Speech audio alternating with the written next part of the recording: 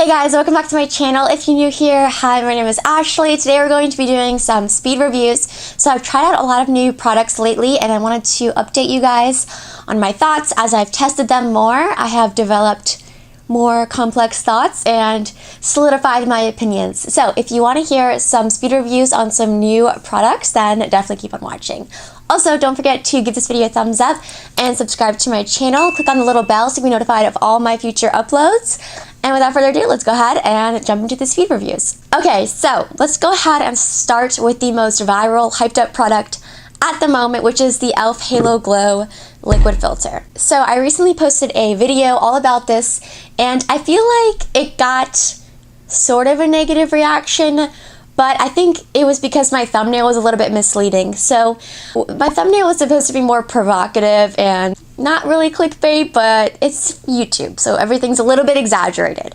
But if you actually listen to what I was saying in that video, you'll hear and understand that I wasn't being totally negative about this product. I actually really liked it in the beginning. I felt like the finish and the effect on the skin was so similar to the Charlotte Tilbury product. My only two complaints, which is why I said it catfished me, why I got my hopes up and then turned them to mush, was that it broke me out, sadly, really bad, and it didn't wear the best on me. It shortened the wear time of my foundations, which a lot of dewy products can do. So those are my only two caveats. If you don't care about longevity and you don't have acne prone sensitive skin, everyone's skin is different, then I think this is a great alternative to the Charlotte Tilbury. The texture is a little bit thicker than the Charlotte Tilbury and the shades are a little bit off, but the effect on the skin and just the dewy lit from within skincare-esque glow, this is the closest that you can get to the Hollywood Flawless Filter. So I do like it. I think everyone thought that I hated it from my last video. I don't hate it. I just was so excited about it and then it disappointed me by breaking up my foundation and by breaking me out. So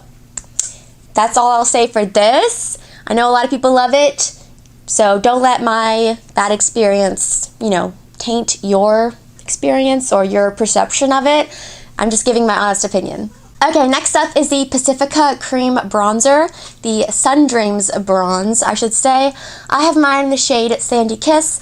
This is really good. To be honest, I was not anticipating to like this as much as I do because the shades on Ulta's website look very warm and orange, and they just look a little bit off, especially for deeper complexions. They almost look like blushes to me, but on the skin it looks so natural. The formula is really thin and a little bit slippy, but it doesn't move around your foundation.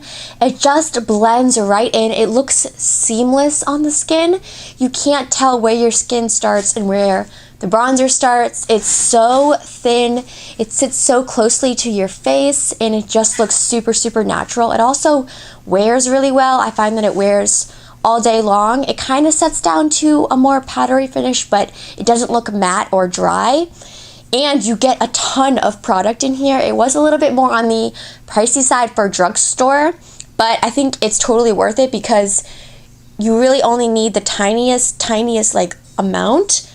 And I've used this quite a bit and I haven't even made a dent in it, so I feel like I'm gonna have this forever. So if you're looking for a new cream bronzer and you can find a shade that you like, I definitely recommend this formula. So next up we have a little bit of a disappointment. These are the Half Magic Chromaddiction liquid eyeshadows. I was so excited to try these. I saw, I think Soph does makeup. I'll link her channel down below. She tested these out and they looked amazing on her eyes, and I think they are pretty. I love the matte, I will say that. The Periwinkle shade in Sky Juice is beautiful. It's like the it's like the most perfect purpley blue, and this is very opaque. You can use it as a liner. I did my niece's makeup with it and it works really well as like a graphic liner. You can put it all over the lid and blend it out and it stays all day. It's not drying, it doesn't crack or crumble.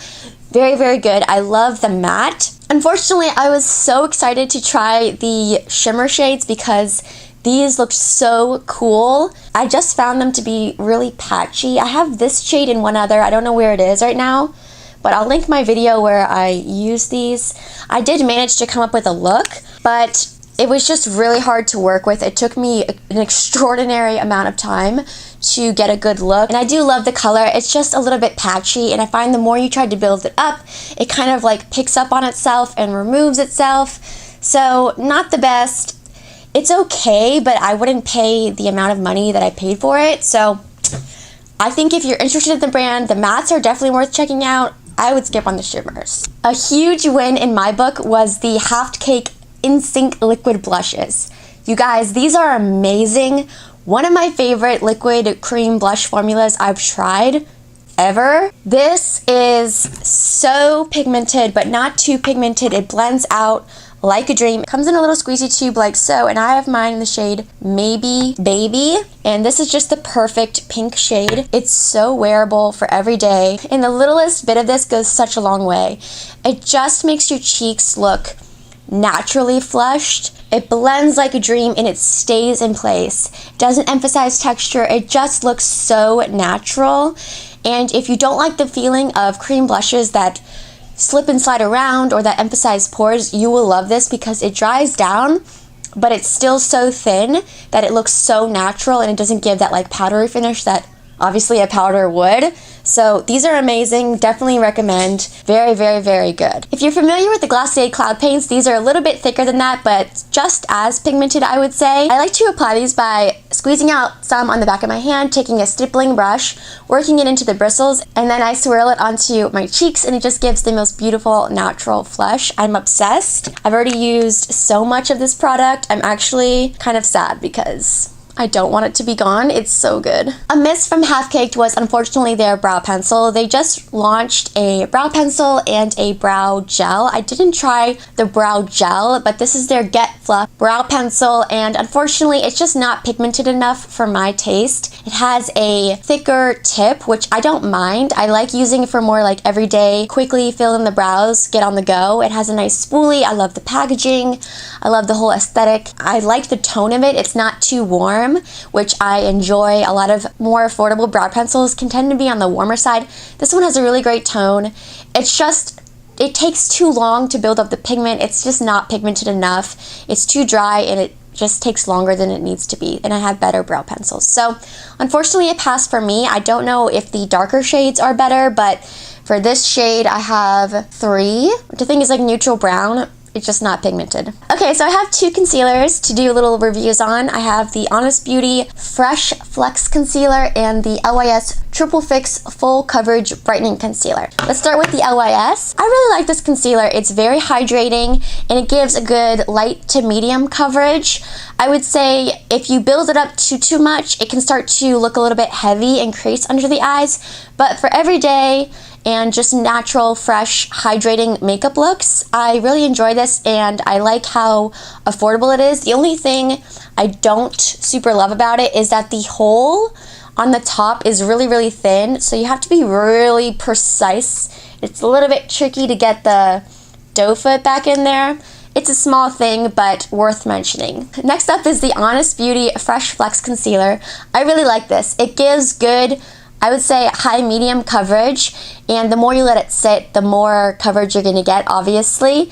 And it is very, very dewy. It is one of the most dewy, higher coverage concealers I've tried. So if you're looking for a concealer that has pretty good coverage and is very dewy and hydrating, I think you're really gonna like this. Again, it's sort of like the LYS in that if you build it up too much, it can start looking a little bit thick on the skin, just like heavy and a little bit creasy, and like it kind of feels like it's gonna slide around a little bit. I did try it one day all over my face as a complexion product because I sometimes do that with my concealers, and it just didn't look the best in that way for me personally. But overall, I think it's a really good concealer. I do enjoy it, and I'm definitely going to get some use out of it. It's just not my favorite. Last but not least, I've already done a whole video on this, so I'm not going to spend too much time.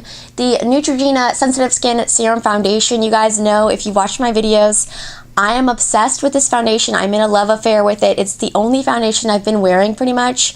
I do love my Veil Sunset Skin Foundation. That one is great for more of a matte natural finish.